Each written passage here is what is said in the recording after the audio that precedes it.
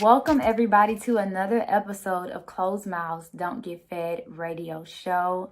I hope that you all had a wonderful Thanksgiving, that you got to spend a lot of time with family and friends, especially. And I know that we're living in different times, so not all of us got to spend time around family and friends. Not all of us got to go and eat grandma's dressing and yams and greens, but I do hope that you were able to be full fed of love and joy and warmth, and that you were able to in some way spend some kind of time with your family and friends, reach out and talk to them or touch them in some way, in some manner. I hope that if you cooked, that your home smelled of spices and warmth and sugar and not like chitlins. If you don't know what chitlins are, they smell pretty bad. If you know what they are, you know what I'm talking about. But in all seriousness, thank you all for listening into the show on tonight. And before we get started, I do want to do a recap of last week's show. So on last week's show, the show was titled Bound to Break. We had a special guest that came on. Her name was Roshika Lyman, and she shared a little bit of her testimony with us about church hurt and abuse. And we talked about different types of abuses: domestic abuse, physical, spiritual, emotional, and mental abuse, which is something that is, I think, one key point, one major point when we talk about prayer targets and things that are issues that we have in the world, not just in our neighborhood, in our country, in our region, but just in the world in general. And so she shared a little bit of her testimony that she actually has experienced when it comes to that.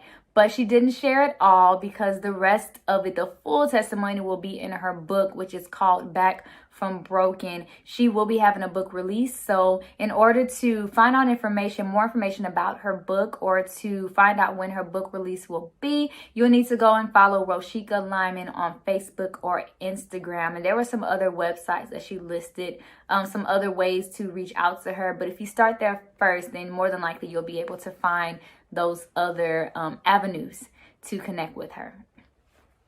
All right, so tonight's show, there's so many things that I want to share with you guys. I have my notes right here as always. Look, my scroll game is going to be strong on tonight. I'm excited about everything that I'm going to be talking with you guys on tonight. Right? Let's have a conversation. Tonight's show is actually also called Bound to Break. And so I guess we could say it's Bound to Break Part 2. All right, so Bound to Break Part 2. How is this show going to be different than last week's show? We're talking about some of the same things. I did make mention of my perspective, my point of view on what Bound to Break means. And I'm just going to go a little bit more in depth with that on tonight. So I just want to give you a different perspective of what it means to be bound to break. And my perspective comes from one that I had the pleasure of experiencing myself here lately. So, first of all, the very first thing that I have to do is give a shout out to all my midwives out there, to all my midwives who are continuously interceding and continuously pushing us all to birth the things that God has called us to birth out. God bless you. God bless your journey. God bless your heart that's filled with love and that's filled with the fight for his people. Really and truly, thank you. Thank you. Now, the reason why I had to say this first is because we have so many times taken the perspective of, well, first of all, there are a lot of things that we are called to birth out. There are things that each of us are called to birth out. But sometimes we need a perspective change, because we can get in a mode of going here, going there, pushing this out and that out and that out and getting this done. And it becomes sort of like a task list, a to-do list. But sometimes things happen that catch us off guard. And many other time we blame those things on the people who don't want to see us succeed, the people who are jealous, the people who are hating on us. And sometimes it's just not what it is. So I think that this is because much of the time we've taken the perspective of the one who is going through labor, but the one going through labor as if we are the mother. We put ourselves, our perspective is from one who's going through labor, but not the one who's causing the labor to happen. Not the one who's causing those labor pains. So 2 questions for you. How often do you think of the bigger picture? I mean, how often do you think about the reason why you're called to do what it is you do, or you should be doing? Do you think more about your promotion or your reach? Because in my opinion, I don't feel like those 2 things are the same thing. Just 2 things to ponder about and maybe change your mind on, change your actions, your thoughts on. I don't know. But to just dive in here, we all know that the woman gives birth and goes through labor pains. She has to push the baby out. I don't, and I don't think anybody else does either. I don't remember that part. When I was a baby, I don't remember coming out of the womb. I don't remember the process. But just thinking about things that I've had to go through here lately, I've realized that I have to change my perspective on the whole labor process. Yes, I need to push out that vision. Like I said, there are things that we need to push out. That vision, that book, that song, that poem, that movie, that church, whatever it is that God has called you to push out. We know that it's a process, right? We know that it's a labor. There's work to be done. Those are all things that that you will have to physically do something in order to push those things out, in order to, move forward. We got to make some moves, right? But what about spiritually? What do we do spiritually? How do we prepare exactly for those? We prepare financially for those things to be birthed out. But what do we do spiritually? Because in order to be the most effective in the things that I'm birthing out, or with the things that I'm birthing out, in order for them to be the most effective, I have to be birthed myself. As I said before, on last week's show, the very first thing that happens when we enter into this world is a breaking, right? The water breaks. Before you come into this world, there's a breaking. Okay? The body prepares for you to make your arrival by the amniotic sac breaking, the water breaking.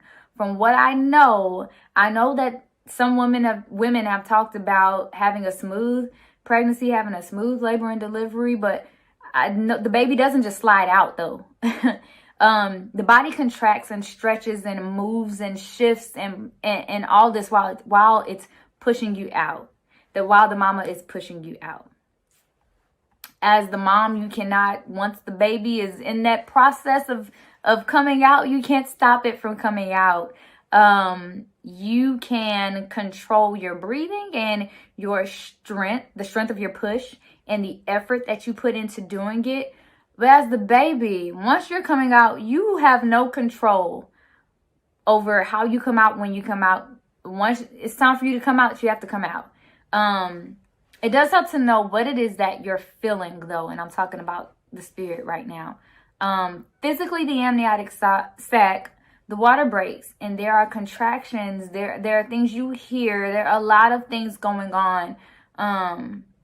For the woman to know that it's time for labor and delivery, as the baby, spiritually, you will begin to, and you may have already started to feel the atmosphere change, to feel the body, your surroundings, the body preparing you to be pushed.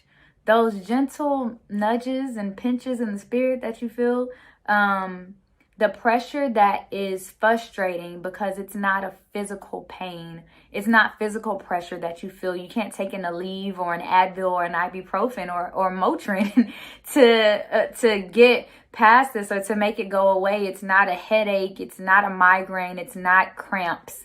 And the physical, in the spiritual, it's sort of like a spiritual frustration, really, that you cannot put your finger on. You can't figure out what the root is exactly. And so you're forced to do what?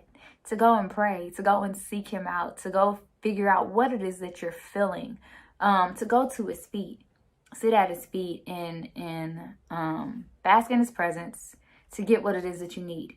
There are pressures that cause us to feel that cause us to feel things that we can't even see, to even know where it's coming from. But we do know that we're not in control at this point. And that's something that's important. And so once again, we're forced to seek him. And when I sought him, I found him. Just like his word said that I would. And control. Let me tell you, God is so mindful of us. He's so mindful of us to the point that the things that we speak, that we don't pay attention to, or we don't think that he hears what we're saying. We don't think that he knows what we're thinking. He knows, y'all. He knows. A couple weeks ago, I had an album release party. And one of the things that I said whenever I shared a testimony is that I hate not being in control. And it wasn't that having to do with controlling people, but I need to be in control of the situation. I don't like surprises. I need to feel like there's something that I can do physically to help the situation or to move things along, right? So being in a place where you don't have control, oh boy, don't know if you've been there, but it's most difficult when you realize that you're not in control and you're not the one that's pushing, but you're the one that's being pushed. And all you can do is just take it, just go through the process. And the process does not feel the best, right? Yes, you will have all manner and kinds of things coming at you and coming against you, people coming against you, and seemingly for no reason and just out of nowhere. But by the way, nothing is for no reason and nothing is just out of nowhere. That's a tough thing to realize and to think about, but just stay close to him. Once again, seek him out. He's here. He's here. He knows, right? Romans 8 talks about living in the Spirit. Now, that whole chapter of Romans is so much. It's so heavy.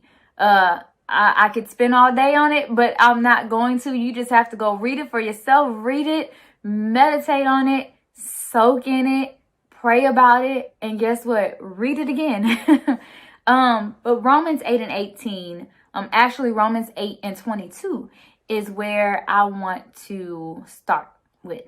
And once again, our perspective right now is not the one in labor, but the one causing the labor pains to happen. Though we are birthing things out, we are being birthed at the same time. Okay, so Romans 8 and 22 says, we know that the whole creation has been groaning as in the pains of childbirth right up to the present time, right up to this moment. Why am I sharing this verse with you? If you are really paying attention, if you read your word and you heard that verse many times before, then you understand. And I know right now it seems like this has been the longest labor and delivery ever because we've been going through something for months here, right? But with just putting that aside, just what you've been feeling in the spirit, the feeling to come up higher. Sometimes we get those nudges, those urges that there's something more I need to be doing. What is it exactly? What am I feeling right now? And it's not necessarily a bad feeling, but we know that there's something that needs to be done or said. And sometimes you'll be pushed to that point of frustration until you actually move, until you actually do it, until you actually say that thing. There are people waiting on you. All of creation is waiting on you to be birthed, to be revealed. You, the real you that he's created you to be. The you that is strong, the you that is confident and effectual and loved and forgiven, and the you that is bold, right? There are things that cannot happen until you happen, until you break. You were born for this. You were bound to break. You were born to break. We think about it this way. Think about Christ. He came so that we may have life and that more abundantly, right? And chapter 8 of Romans tells us that there is therefore no condemnation for those that are in him. He died for us. He died because of our sin. He died for us to be free, to be liberated. Y'all, God is a meticulous God. He is strategic and he amazes me in everything that he does, in every way that he does it. He does not make mistakes. He's meticulous. He's strategic. When Christ came, God did not just put him here as some man that everyone all of a sudden just heard about. He wasn't just some random guy that showed up all of a sudden, that was hiding and just showed up all of a sudden teaching in the wilderness, building a following, and then going on tour. No, that's not what happened. He came as a baby.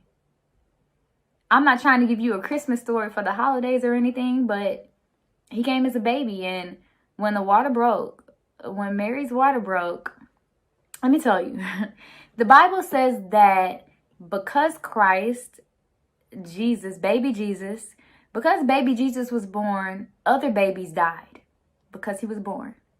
Why? King Herod, there were people that did not want Jesus to be born. He killed all the babies in his region in order to kill Jesus, to stop his growth, to stop his maturity, to stop his death, and ultimately our freedom, our release. I don't claim to know much, but I guess we could say he wanted to kill him before he was killed. Some people want to stop your birth, your growth, and your maturity, even though it can save them. Don't fall for it. Keep moving and keep pushing. I had to just say that. Jesus was born to break. He was born to break us out of the bondage of sin. What were you bound to break? What were you born to break? You matter. Every step you take matters. The fact that you're breathing matters. The fact that you're listening to this right now matters. Your every decision matters, not just to you, but to everyone that's around you, to every place that you will walk in, that you will drive through. It matters. You matter. To every person that you walk past at the grocery store or that you interact with in any kind of way. Even to those that will never meet you, but will hear something that you say, hear something you sing or play, that will see something that you've done, see something that you've created, buy something that you've created, or that you sung, or that you have written. You matter. It matters. You were born to break. He knew you when you were in the womb. You were made, you were molded, you were formed, you were called, you were predestined for exactly where you are right now. In the spirit, because where you are in the spirit right now, because some of us are not in the right place, we're not in the right position and not in the right posture right now. Maybe because of the things that we've gone through or the things that people have said to us. The mentality, regardless, the mentality that we have towards ourselves has to change. It has to change. But can you now imagine being pushed, being in between these walls that are contracting, and you're hearing the sounds of the contractions and the chaos that may be going on all around you and your mom in the labor and delivery room. In the spirit, we hear the contractions. You hear the contractions. You know what I'm talking about. And the stretching and the moving and shifting that we experience, because as the body is stretching and moving and shifting, we can physically see that happening. In order for you to get to the next thing, to come out on the other side. Because like I said, there are things that won't happen until you happen, until you come forth. You were born to break. You were bound to break once you exit the womb. What is it that you have in your hand? What is it that you have in your mind? What is it that you have in sight? Let's go back to my reference to the scripture when he tells Jeremiah that he knew him when he was in the womb. As a matter of fact, it says, before I formed you in the womb, I knew you. When you were a thought in my mind. He's mindful of us from beginning to end, from before the beginning, before we were even formed, before we had eyes and ears and noses and a heartbeat. We were a thought in his mind. When he made plans to shape us and mold us and give us this voice and put this creativity in you and this sound in you before he even formed you, he set you apart. You were something. But why was he even saying this to Jeremiah? It was time for Jeremiah to break some things. If you know the story of Jeremiah and all that he went through, oh my, another thing for you to read. The first thing he had to break, though, the very first thing Jeremiah had to break when God said this to him, he had to break out of the walls that he had put up. He had to break out of his reservations. He said, I don't know how to speak. I'm too young. And guess what? He broke that. God broke him through it and then said that I'm with you. Go forth. I'm with you. I can speak from experience when I say that there are times when, like I said on this last week's show, that my initial acceptance of this process, of this thing that comes about, of this pressure that comes about, this feeling that I have when it's time for the water to break, for me to break through and to go on to the next thing, the next level. I complain and I gripe. I have complained, I have griped, just like the Israelites standing before the Red Sea, whose waters broke open for them to walk on dry land. And still, some of them never accepted the process. And it cost them their lives, and it cost them the promise. But we gripe sometimes and we complain. And we have to get ready for this roller coaster that is going up and will soon drop unexpectedly. And that's the part that I close my eyes on. We have to break through our own reservations. We have to break them down. We have to break those walls down. And it's a continual thing. It's a continuous thing. There's another scripture that I love that says that God has indelibly, that he has inscribed us on the palm of his hand. And that our walls are ever before him. Those things that he constantly has to poke through, to penetrate, to get us to open up even more, so that he can expand us, so that we can know him more, that we can go deeper in him. It's a continuous thing. Our walls are ever before him. We have to continue going through this birthing process. I can say that you go through, when you can have to continuously go through this process, you can go from, or I can speak for myself, I go from a, oh no, not this again, to an, oh Lord, what are you preparing me for now? What's about to happen now? I can feel it. And you get that uneasy feeling in your spirit, in your stomach. You get that uneasy feeling, but you have that easy feeling that comes eventually. That gentle feeling in the spirit soon after. It may not be as soon as we want it to be though, but just wait for it. He wasn't in the strong wind. He wasn't in the fire. He wasn't in the earthquake. But after a still, small, gentle voice. No, you won't understand everything right off the bat, including why it is that he's calling you out of all people to do this thing. Remember, when you first were born, you didn't come out knowing everything. It took some experiences and some growing and some maturing. It is another level coming that is requiring another level of you, requiring more out of you. But hey, I want to just encourage you to be you. And I'm going to make sure I say all these things. Not knowing who it is that may need to hear this. Walk the path that he has set for you. Only you can do that. Only you can be you. And until you do, guess what? The whole creation will be in anticipation of you finally being who he's called you to be. It's not difficult to be you once you know who you are and why you are that person. No excuses. It doesn't matter what they say or think. Get to a place of quietness where you can hear him best. Sometimes you even have to get away from those voices that you normally hear all the time. Sometimes those people don't understand where it is that God's taking you. So I've heard. They won't understand exactly what it is that you're going through. Once again, this is your path, not theirs. You have to sometimes get away in order to get closer to him. There are things that I do or that I have had to do, and people ask me why, and I can't tell them why, because as he's told me to say is my answer, this is the path that he has me on, and he doesn't need for anything that I say to distract you or to hinder you from walking the path that he set for you. This is what he has me on. And it's important to realize that, to know that, and to take that stance, to have that mentality. Once again, sometimes you have to get away in order to get closer to him. Everything about you was made for a reason.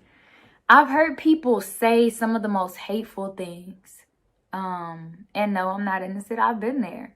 But when you finally find yourself on the other side on the side of not entertaining those certain things that people say, certain words, certain actions, certain thoughts, you begin to realize and you begin to think differently. But I've heard some of the most hateful things. We talk about racism, and discrimination based on your skin color or based on your gender or a disability you may have. But I've heard some of the most hateful things from people who hate someone just because of the way they walk, who hate someone just because of the way that they talk. I've heard someone say that they hate the sound of someone's voice. Look, you are unique. The sound that you make from your mouth, remember that the Bible says that the power of life and death is in your tongue. There's a certain sound that will come from you that can break down walls, that can heal deaf ears. Only your sound for certain people. And so you have to, closed mouths don't get fed. You have to keep your mouth open. And you have to keep your ear open so that when you listen to sound, it helps you to produce sound, if that makes sense. Maybe singers and musicians will get that. And dancers will get that. I've learned as a singer, I can say that I've learned that there's certain sounds that make me feel certain ways. There's certain keys in music that give a certain sound for a certain mood or vibe or a certain thing, a certain vision. I know it's sound, but the vision that needs to be carried out. Look, this is important. Listening, hearing, staying true to you and who he's made you to be. That's all that I'm saying. And not just finding that person and saying, okay, this is who I am, because there's more that's going to come with that. You're born and you're given a name, but you have to learn who you are. You're called by your name. Your parents call you your name whenever you come out and they give you that name. But there's things that you have to grow and learn. There's things that you learn about yourself from the things that you experience and the things that you're taught.